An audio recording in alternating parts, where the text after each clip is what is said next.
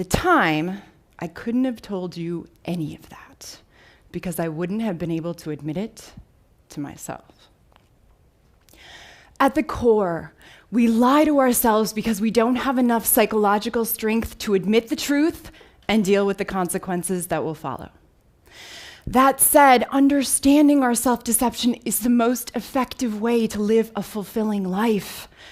For when we admit who we really are, we have the opportunity to change.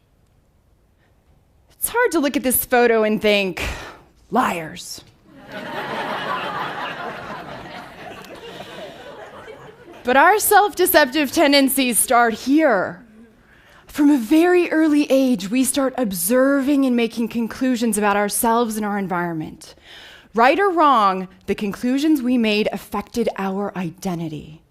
As adults, we will most want to lie about how psychologically painful realities experienced as children affected who we are today. Perhaps you were raised in a single-parent home in which you were neglected by your father. You learned that something was wrong with you. You weren't smart enough, attractive enough, athletic enough. You concluded that to make people love you, you needed to be perfect.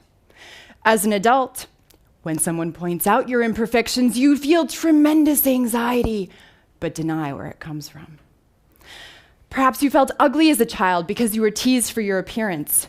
You learned to eat in response to emotional pain. As an adult, you struggle to maintain a stable weight because your eating has very little to do with hunger. Perhaps you watched your parents fight. You learned to avoid conflict. Now, you struggle to admit even feeling negative emotion. Although each of our specific childhood learnings will be unique, what we learned will be exemplified in the lies we tell ourselves as adults. Psychological theories of human nature can help us understand our self-deception. Sigmund Freud first described lying through ego defense mechanisms, psychological strategies that protect our egos, our core sense of self, from information that would hurt us. Denial, refusing to believe that something is true, even though it is. I don't have a problem with alcohol, even though I drink every day. I'm not jealous, even though I secretly check my partner's email. Rationalization, creating a reason to excuse ourselves. I wouldn't have yelled at you if you hadn't treated me so unfairly, thereby justifying my yelling. I know that smoking